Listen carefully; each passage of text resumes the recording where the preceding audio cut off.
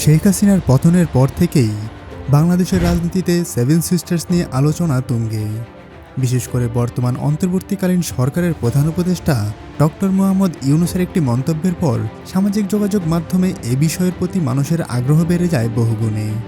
তিনি বলেন, বাংলাদেশকে কেউ অস্থিতিশীল করতে চাইলে চারিদিকে অস্থিতিশীলতা ছড়িয়ে পড়বে। প্রতিবেশী মিয়ানমার, ভারতের সেভেন সিস্টার্স, পশ্চিমবঙ্গ সব জায়গাতেই ছড়িয়ে পড়বে অস্থিরতা।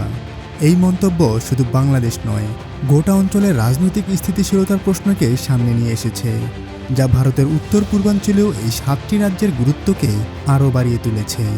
কিন্তু কেন এই সেভেন সিস্টার্স বাংলাদেশের জন্য এত গুরুত্বপূর্ণ? সেভেন সিস্টার্সের ইতিহাস ঘাঁটতে গেলে আমাদেরকে ফিরে যেতে হবে সেই 1972 সালে। সেই বছর ত্রিপুরার প্রখ্যাত সাংবাদিক জ্যোতিপ্রসাদ সাইকিয়া একটি রেডিও টক শোতে প্রথমবারের মতো এই 7টি রাজ্যকে একসাথে সেভেন সিস্টার্স নামে অভিহিত করেন।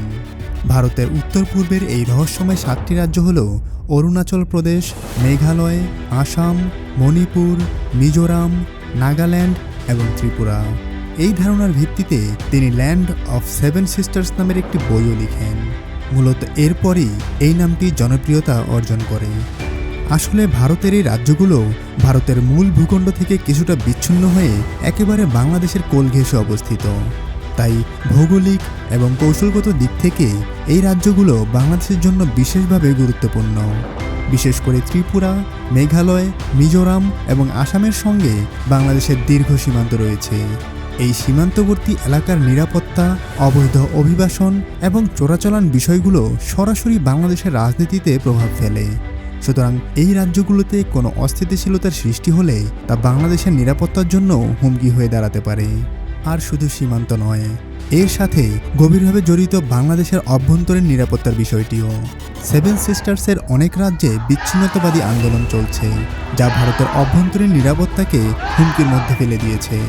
এই অস্থিরতা বাংলাদেশের জন্য গুরুত্বপূর্ণ হয়ে ওঠে যখন এই অঞ্চলের মানুষ শরণার্থী হিসেবে বাংলাদেশে প্রবেশের চেষ্টা করে। ইতিহাস থেকে আমরা দেখেছি 1971 সালের মুক্তিযুদ্ধের সময় ত্রিপুরা রাজ্যে বিপুল সংখ্যক বাংলাদেশি শরণার্থী আশ্রয় নিয়েছিল। যদি আবারও এমন কোনো অস্থিতিশীল পরিস্থিতি সৃষ্টি হয়, তবে সেই চাপের মুখোমুখি হতে হবে বাংলাদেশকেও। আর সাম্প্রতিক সময়ে মিয়ানমার সংকটের প্রেক্ষাপটে রোহিঙ্গা শরণার্থী সংকট যেমন বাংলাদেশের জন্য বিশাল চাপ সৃষ্টি করেছে, তেমনি সেভেন সিস্টার্সে কোনো অস্থিরতা হলে তা আমাদের জন্য নতুন চ্যালেঞ্জ হয়ে উঠতে পারে। তাই ভারতের সেভেন সিস্টার্স শুধু ভারতের জন্যই নয়, বাংলাদেশের জন্য অত্যন্ত গুরুত্বপূর্ণ।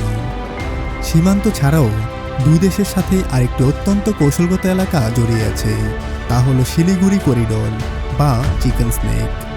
এই করিডোর ভারতকে উত্তর পূর্বাঞ্চলের সাথে যুক্ত করার একমাত্র পথ। মাত্র 22 কিলোমিটার প্রশস্ত এই সংকীর্ণ ভূখণ্ডটি ভারতীয় মূল ভূখণ্ড এবং সেভেন সিস্টার্সকে একত্রিত করে রেখেছে। এই করিডোরের পূর্বে রয়েছে বাংলাদেশের সীমান্ত, আর পশ্চিমে নেপাল এবং ভুটান। যদি এই করিডোরে কোনো অস্থিরতা বা অবরোধ ঘটে, তবে সেভেন সিস্টার্সের সাথে ভারতের মূল ভূখণ্ডের যোগাযোগ বিচ্ছিন্ন হয়ে যেতে পারে। এছাড়াও এ পথ দিয়ে যোগাযোগ সময় সাপেক্ষ এবং ব্যয়বহুল।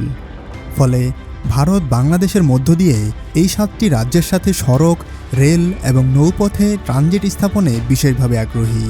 কিন্তু বিশ্লেষকদের দাবি, এমন ট্রানজিট ভারতের স্বার্থ হাসিল করলেও বাংলাদেশের অর্থনীতি বিবেচনায় তেমন সুফল বয়ে আনবে না।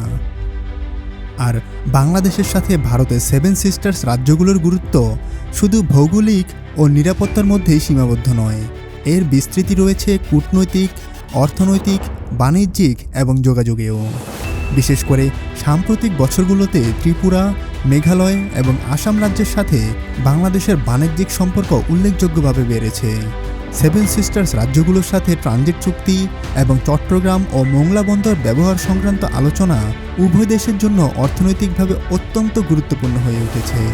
তবে প্রশ্ন থেকে যায়, এই সংযোগের মাধ্যমে বাংলাদেশের কতটা লাভ হচ্ছে? এভাবে বাংলাদেশের জনগণের করের টাকায় ভারতকে রেল ট্রানজিট দিয়ে আসলে কী লাভ হচ্ছে? কারণ ভারতকে নামমাত্র খরচে বাংলাদেশের চট্টগ্রাম ও মোংলা বন্দর ব্যবহারের অনুমতি দিয়ে যে লাভের কথা বলা হয়েছিল, তা কি আদৌ হয়েছে? হাজার হাজার কোটি টাকা আয়ের প্রতিশ্রুতি দেওয়া হলেও বাস্তবে কি আমরা অর্জন করেছি, তার সুনির্দিষ্ট হিসাব কি পাওয়া যায়? অনেকেই যোগাযোগ ব্যবস্থার উন্নয়নের উদাহরণ হিসেবে ইউরোপের কথা বলেন, কিন্তু ইউরোপীয় ইউনিয়নের দেশগুলোর মধ্যে যে ভারসাম্যপূর্ণ সম্পর্ক রয়েছে অর্থনৈতিক, বাণিজ্যিক এবং সামরিক ক্ষেত্রে, ভারত ও বাংলাদেশের মধ্যে কি সেই ভারসাম্য আদৌ রয়েছে? এইসব ঘটনাবলী এবং পরিস্থিতি আমাদের বুঝিয়ে দেয় যে বাংলাদেশের রাজনীতিতে সেভেন সিস্টার্সের গুরুত্ব অপরিসীম। এই রাজ্যগুলোতে যে কোনো ধরনের অস্থিরতা সরাসরি আমাদের অভ্যন্তরীণ রাজনীতি এবং নিরাপত্তার উপর প্রভাব ফেলে।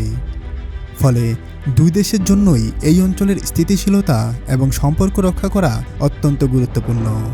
আর সাম্প্রতিক ঘটনাবলীর পরিপ্রেক্ষিতে এই সম্পর্ককে আরও মজবুত করার জন্য কূটনৈতিকভাবে আমাদের আরও জোরালো ভূমিকা পালন করতে হবে।